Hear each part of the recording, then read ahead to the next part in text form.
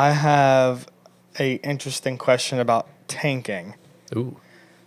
Since we seen the Mikal Bridges trade happen, we know the Nets are clearly in no area of contending for next season and are probably tanking for a top pick, regardless of the draft lottery could give them not the number one overall pick.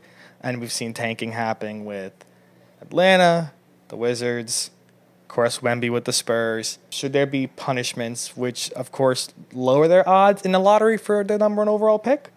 Or they just completely lose that pick for that season?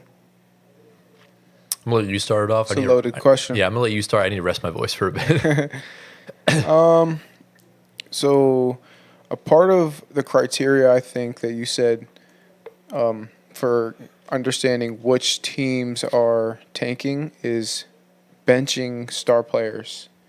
I think if you're doing that, you should absolutely 100% lose your opportunity to get that number one lottery pick. Are you saying they should have their odds increased so they don't have that high probability, or they just lose that pick overall? I think lose the pick completely because not even an odd shifter. I think there should be a huge punishment if you're not playing your best players, which fans come to watch play.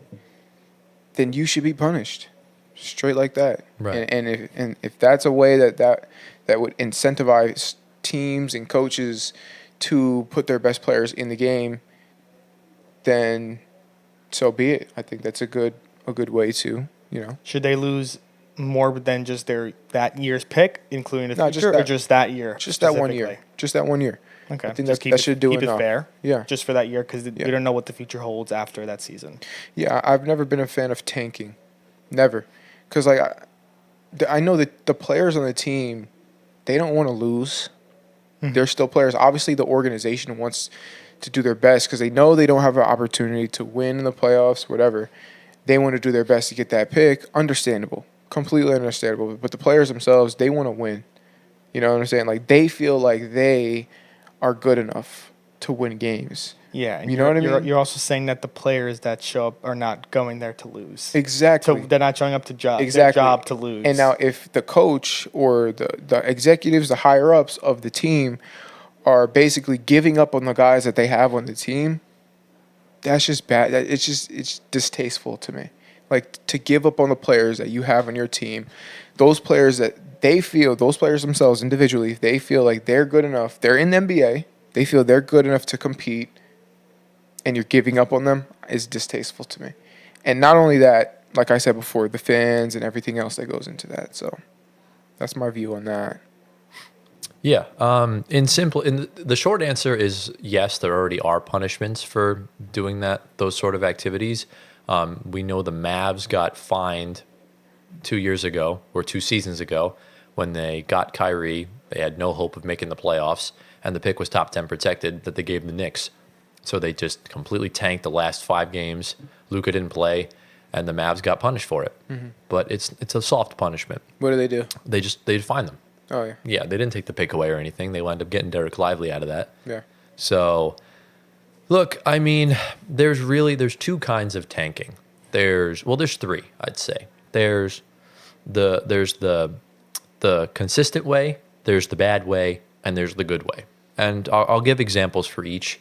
The bad way is the Sam Hinkie Sixers, just absolutely putting out just a shit product of basketball and intentionally losing games, making dumb trades, just doing everything possible to make your team lose, not even give you a shot at winning. Yeah. And I think that's why I'm a big believer in basketball karma. I think that's why the Sixers haven't won a championship, is because of that. It's just like the most distasteful, the most egregious, not even trying to hide it, just way of tanking, essentially winning 10 games of basketball a year. You have the consistent way of tanking, which is the way most teams do it. I think the way that OKC and San Antonio have done it, just, having your star players and just a bunch of underdeveloped or just not good enough players around them that clearly don't play well together. You don't have vets. So essentially that's kind of what happens. They're just not good enough. And you don't really, they're intentionally tanking, but it doesn't seem like it is based on the product on the floor. Right? You saw San Antonio win some really high thriller games this season, mainly the one against Phoenix earlier on when they won at the buzzer. And OKC back when they were tanking with SGA as well. Yeah. It was kind of the same thing. And then you have the good tank. This is why I love Danny Ainge. Because you saw 2 seasons ago, the Jazz were the #1 seed in the Western Conference. They started off the year 28-4 and finished the year as the 13th seed in the West. Wow. It's just you quickly just make your statement, Markkanen becomes an all-star, already get the value up, and then you tank for your early pick, and they got Keontae George as a result. Wow. So for me personally, I like the concept of tanking. I just do not like it's about the way you tank. Okay. The way you tank needs to be, and really only should be 2 years, because you tank for 2 years, you get your generational talents, i.e. Brown and Tatum, although obviously they didn't tank, we did, and they got our pick, but you get your 2 generational talents, and then you start drafting, around fit. And that's kind of what you need to do. As far as punishments goes for tanking, I do think that there should be more strict punishments. I do think lowering the odds in the lottery should be warranted, because if you're not trying to hide that you're tanking, it's one thing if you're tanking and you're just a bad team, but if you're not trying to hide it and you're just, if the Spurs just sat Wemby out for the last 20 games of the season, they should get punished for that. Mm-hmm. That's kind of my point of view with it. Okay. Because the concept of tanking needs to happen, because if they're not, then, you're really putting the lottery odds in your favor, because either you're San Antonio and you strategically tank the one year you win the lottery, or you're the Pistons and you get the #1 odds 2 years in a row and you get the 5th pick. Mm-hmm. Or same thing with the Knicks when they were trying to get Zion. They wound up falling back to 3. Mm-hmm. So it's all important. There's a lot of optics with tanking. So that's kind of my sort of point of view as far as that goes. I do think teams need to be held accountable more, especially now in this new era of the NBA, where the league is uber talented. And yeah, you're going to get like a generational talent every now and then #1, but like the top 5 picks, you're good either way. So I'm more curious to see what you think about this. Ooh. I think if you're sitting your star players for the remainder of the season is definitely warranted for a punishment. I don't think a fine is. You could find a team that's not taking a chunk out of their. Yeah, they're billionaires. They you don't care. If you're starting to take away draft capital and lowering odds, then they're going to open ours like, all right, we need to stop doing this. We're jeopardizing our future and what we have. I think Tyler put it on the 3 separate ways pretty well. The Jazz started off immaculate and then fell off. So how do they fall off, the Jazz specifically? And why would you call that a good tank? It's a good tank because essentially you're not trying to hide the fact. You're hiding the fact that you're tanking, right? How? When the Jazz, well, think about it this way. When the Jazz were 28-4, it was like these guys could contend for a championship. And then they just really quietly, just gradually fell down the table.